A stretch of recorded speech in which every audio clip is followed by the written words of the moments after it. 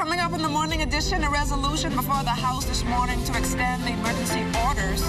Also, action underway to address the backlog of applications for citizenship in this country. The United Nations driving forces today to end gender-based violence. You have to put your money where your mouth is, and you have to put the pen of the law where your mouth is. And oh, she's a girl. She can't beat drum. She can't do that. So you have to deal with all of that, and then you get to prove them wrong at the end of the day. meet a young female drummer. We've got all those stories and much more when the morning edition comes. We're right back.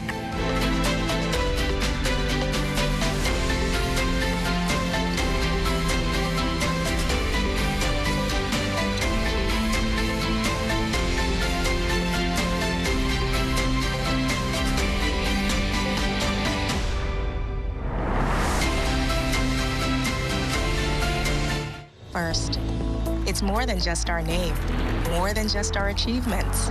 It's our nature, and it's where we put our customers. At Bahamas First, we've refreshed our look, but our nature remains the same. We design insurance solutions that protect our customers from life's uncertainties, whatever they may be. We equip you for the future so that you can recover stronger. Bahamas First, what's first for you comes first for us. The We Buy You Sell family wants to show you just how thankful we are for you. Catch 50% off with our Black Friday sale on Friday, November 27th. But here's the catch. The sale will run from 12 a.m. to 12 p.m. noon. A short but reasonable window to catch a sweet deal on all of your home and hardware needs. Go to our website, wbusbahamas.com, for a quick and easy 3-step process. Browse the gallery and select your item. Add to cart. And step 3, check out. See you there. Good morning, everyone. I'm LaDawn Davis. Thank you so much for waking up with us. You are looking at a live shot on the outside as we wake up to moderate fresh winds over the Bahamas. Weather cloudy, warm, and windy with a few brief passing showers possible through tonight. The winds could be causing it difficult for beachgoers who are being asked to exercise caution for hazardous rip currents and rough surf today. We now head on out to our streets where Lloyd Allen and the morning traffic team is standing by with your midweek traffic commute. The traffic report is sponsored by Bahamas First. First in insurance. Today, tomorrow. Yes, good morning, LaDawn. Good morning, Bahamas. It's a Hump Wednesday, and that makes it a great start to the morning. This morning, your first look at traffic coming in from the east-west highway. Now, both in the eastbound and the westbound lane, motorists should be able to access their various destinations nice and smoothly without any hiccups. This morning, we're also joined by Sergeant Miko Evans from the Royal Bahamas Police Force Traffic Division, who's giving us a look at overnight traffic. A pleasant good morning, good morning, sir.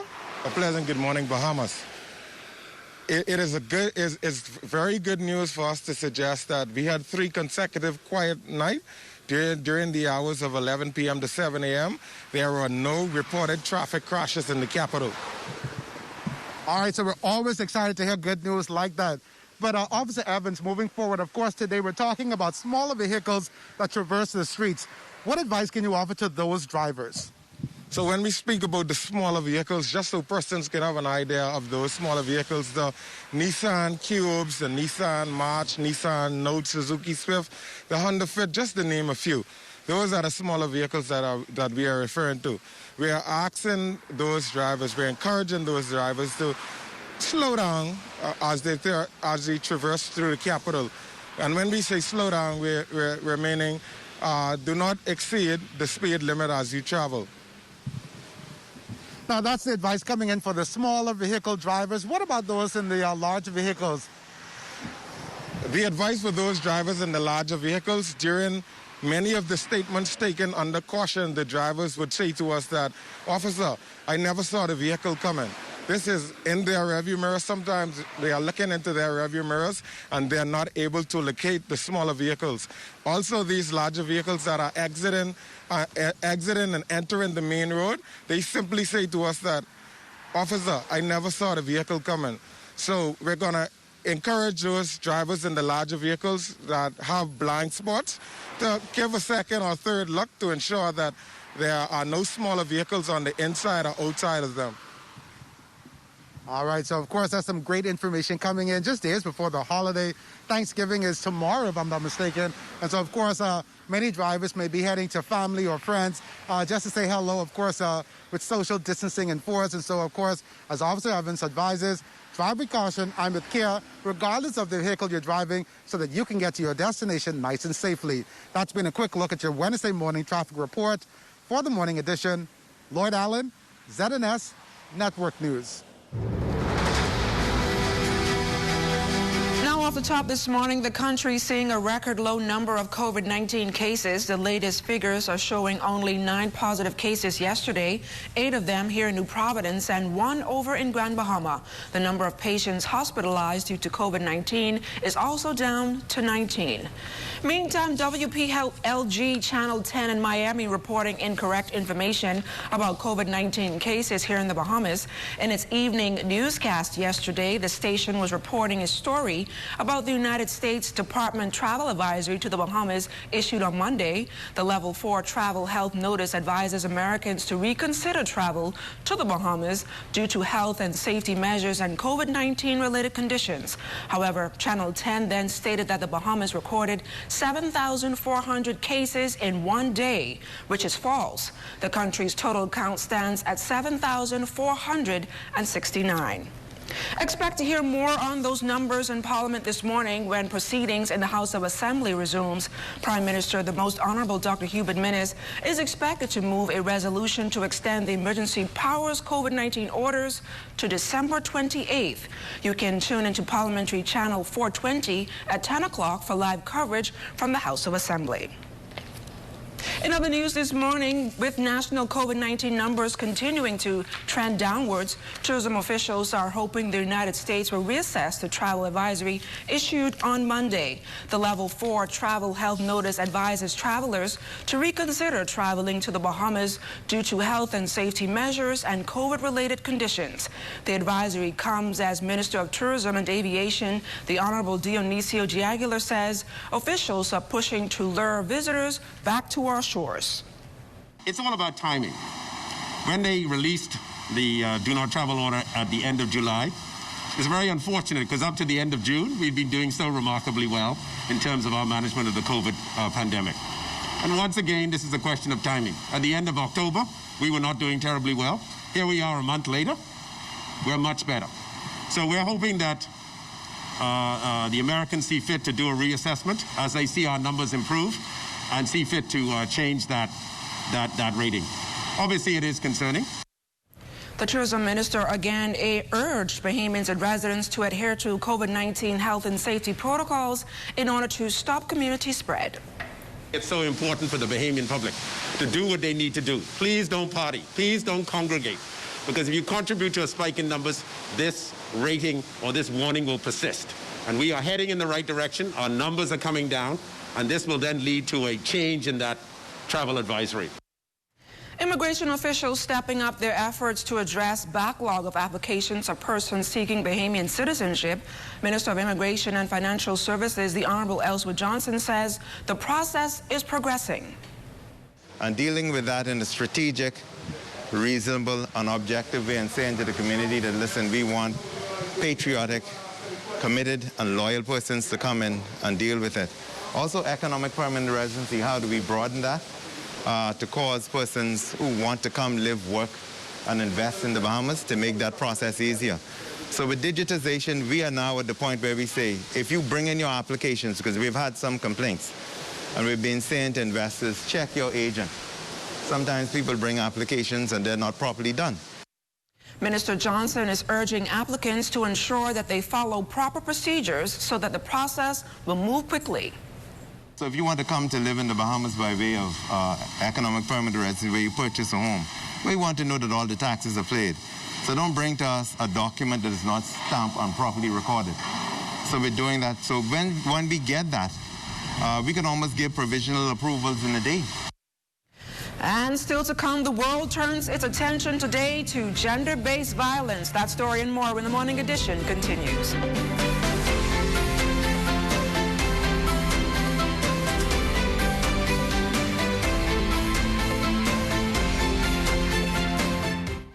here to help you. We're here to hold your hand. We're here to support you. I think it's everyone who sacrifices their life to serve the needs of others are all heroes. So we all just kind of get together and do what's right for our patients. The human connection is what bonds all of us. I'm truly proud to be part of the Pineapple family. What matters most is your health. Be proactive about it. The Neighborhood Watch is the eyes and ears of our community. Who knows your community better than you?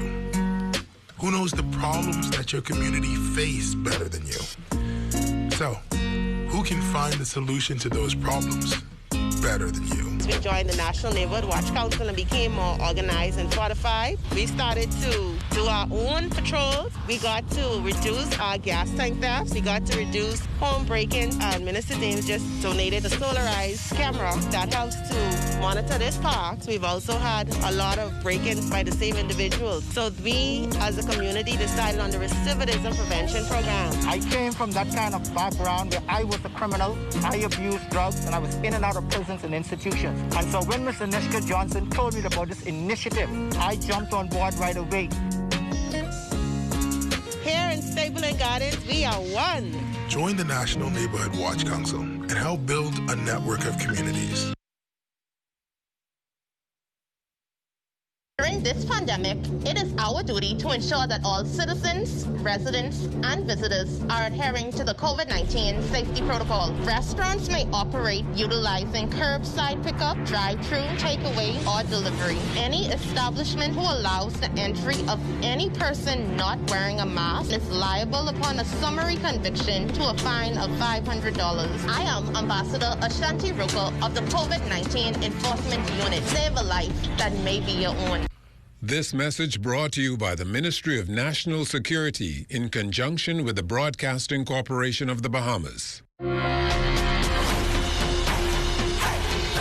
Welcome back. Well, in continuing the theme of paying respects to courageous females that spearheaded the women's suffrage movement, the Department of Social Services and Urban Development, along with the Caribbean Women in Leadership, hosted a virtual panel last evening featuring various female members of Parliament and senators.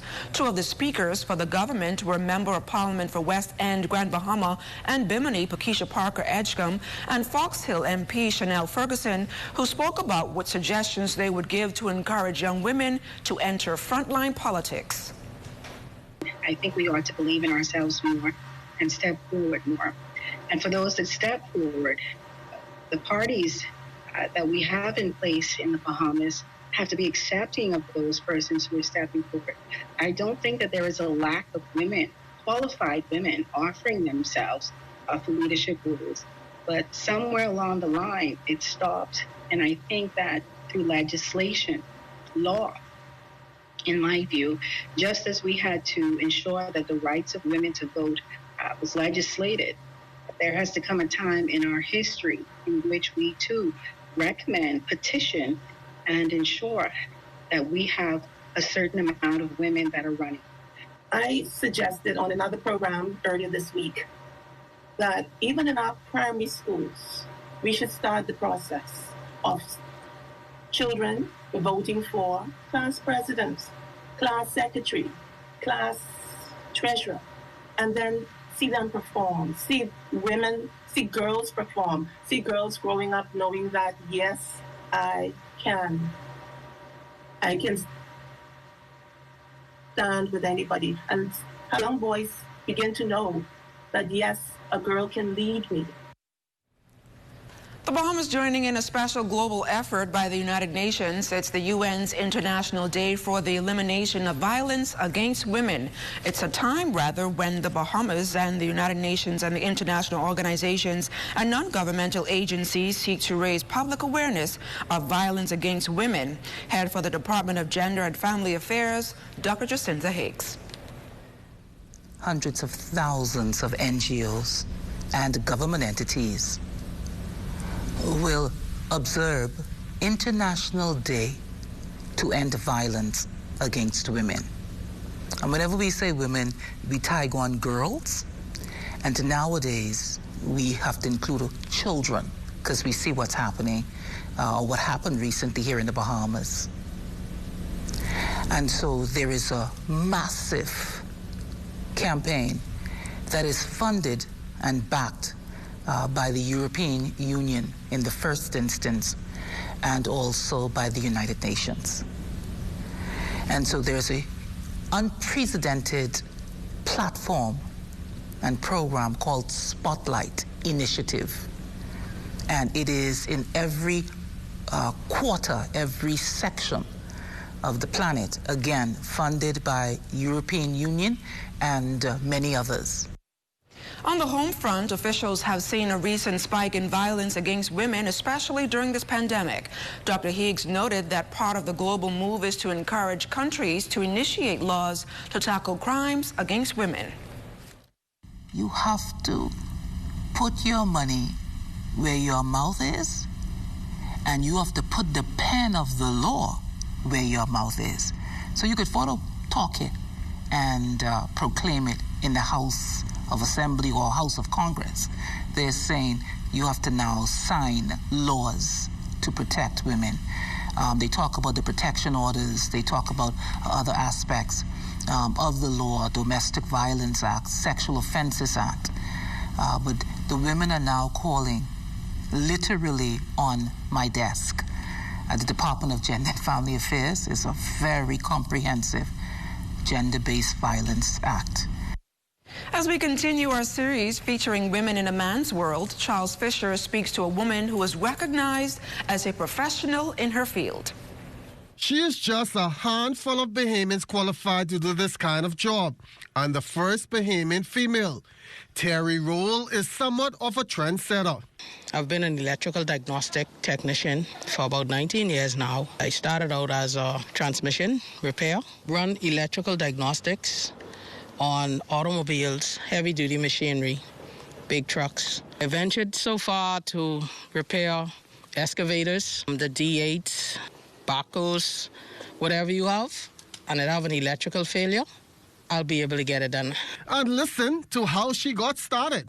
Back in '98, I bought a Honda, and I took my vehicle 3 times to an electrical person to install an alarm system. On all 3 of the times, my vehicle almost burned down. After spending $15,000 on my vehicle, I made a decision.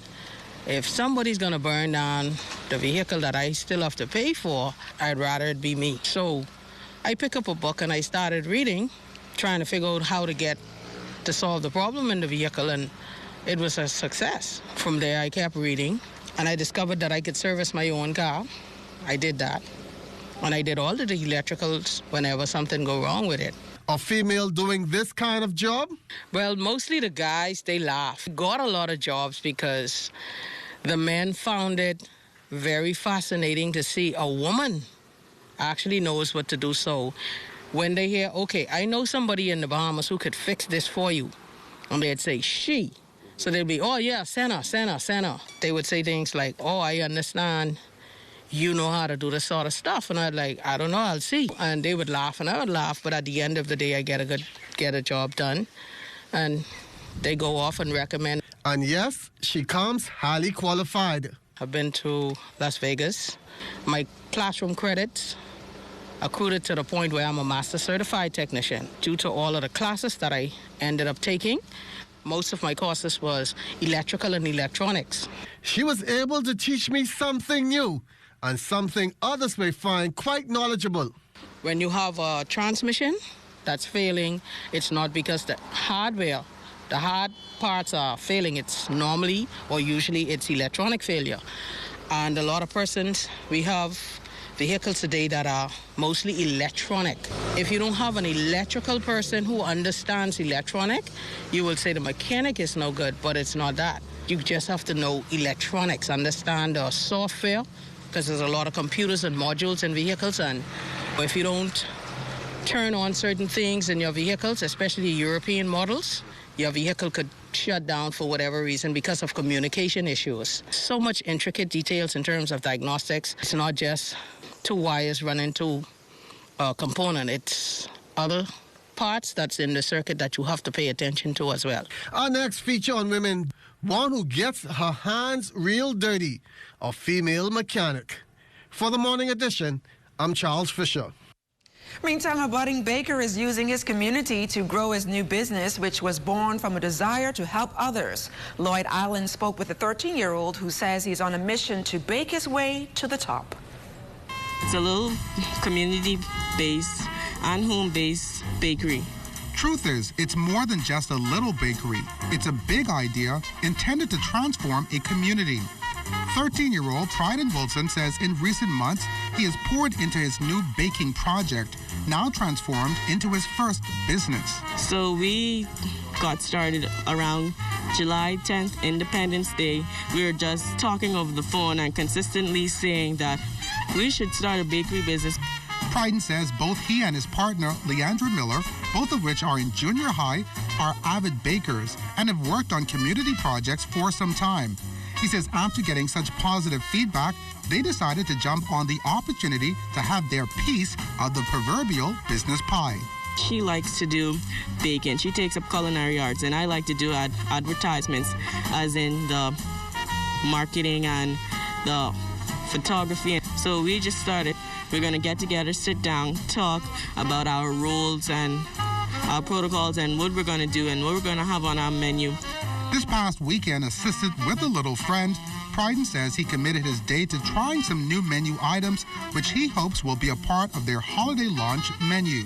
We're going to be trying the holiday collection. So we have pumpkin pies, pumpkin spice Swiss rolls, and the pumpkin cheesecake, and the holiday mix cupcakes, which actually have dried nuts and fruits inside of the cupcakes.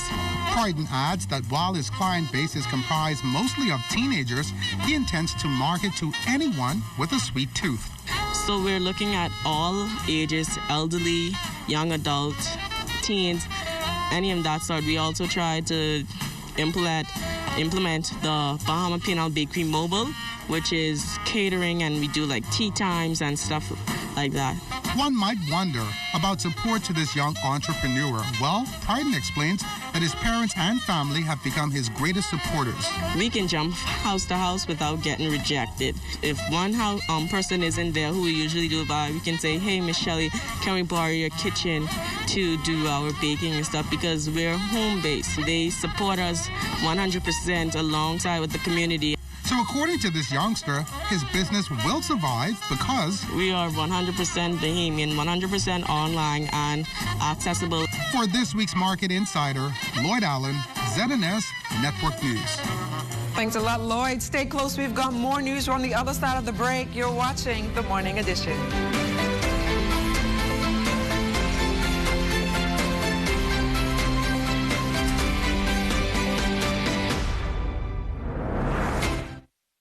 If you are in a violent or abusive relationship, there is help for you. Reach out to a trusted friend or a pastor, the Bahamas Crisis Center, social services, and the police. Break the cycle. Know the signs. Have the conversation. Say no to violence against women.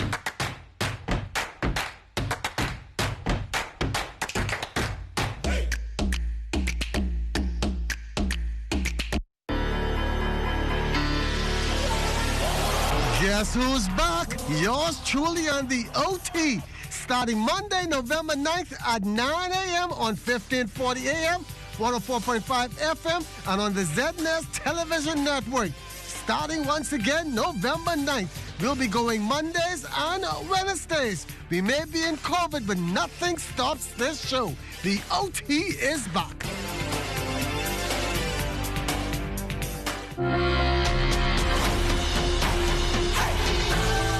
Welcome back. We want to remind you of a proclamation of emergency signed by the Governor General yesterday. The proclamation states that effective Tuesday, a state of public emergency exists in the Bahamas, and this proclamation of emergency shall continue for a period of 14 days until extended by each House of Parliament by resolution, continuing it in force for a further period as provided in Article 295 of the Constitution.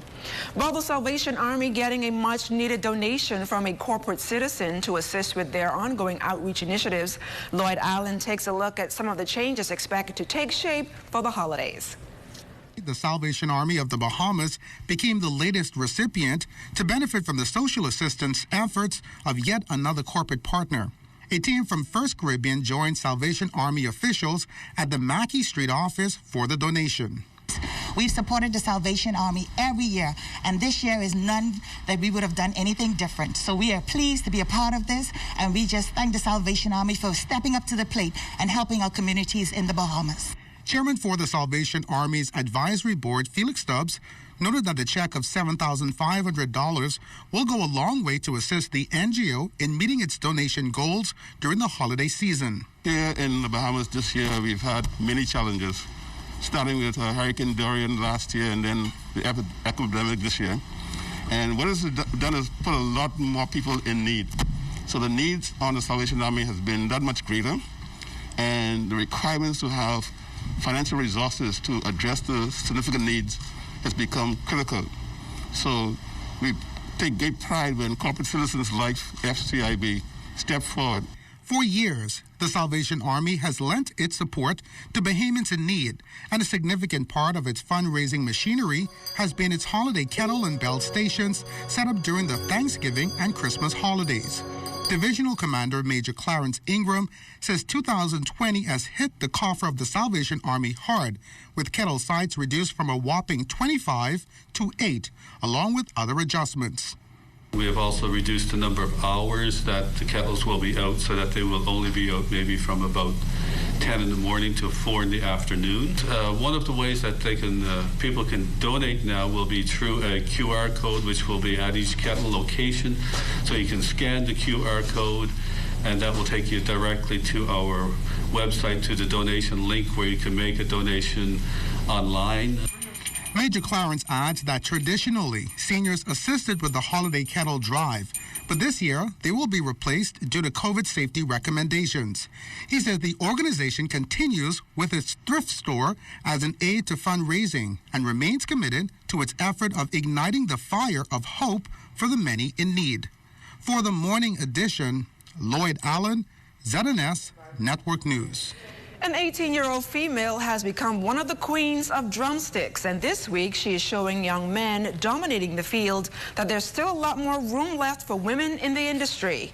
The morning team stopped by one of her practices in South Beach recently to hear her strike up a melody and to find out how her talent blossomed. Listen in.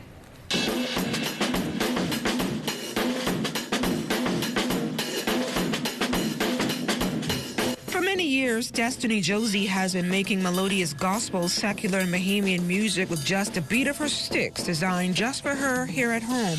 With a musically inclined family, Destiny says she was destined to make a name for herself in the industry and branched out into something unique. We caught up with Destiny during one of her practice sessions to talk about her passion for the drums. I play set. I used to play the tom-tom drum. I didn't really like that anymore. So in primary school, I used to play snare. I started when I was around 2, I'll say, and gradually I built up to playing in church when I was about 4 or 5. And I also used to go to band practice by my father's dad church. And that's where I actually found out that I could actually play. So after that, I started trying to learn from other people and just taking my craft up a little.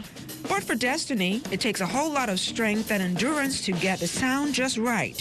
Her musical talents landed her gigs in parts of Atlanta, Washington, D.C., and Alabama. But when it comes to competing against her male counterparts, Destiny says despite the trash talking, she's a big force to reckon with. It's hard, but it's fun. Because you have all those humans who actually, well, the male humans obviously, who say, oh, she's a girl, she can't beat drums, she can't do that. So you have to deal with all of that, and then you get to prove them wrong at the end of the day. And as the rhythm and the feeling of music produced from the sticks keeps her fire burning and viewers excited, Destiny says she hopes to attract more women to the industry by becoming an instructor and enhancing her brand next year. I plan to form an organization, Female Drummers Arise, where I teach and inspire young children. Well, not only I will be teaching, but also my drum sisters, G and Fallon. So they would help me to get the young ladies where they need to be, especially where we are in here, to deal with all the criticism. Well, I plan for next year, July, which would open in, hopefully, a drum concert, a summer jam. Good luck to you, Destiny. And that's a wrap for us on this beautiful Wednesday morning. For the entire team, I'm LaDawn Davis. Have a great day, everyone.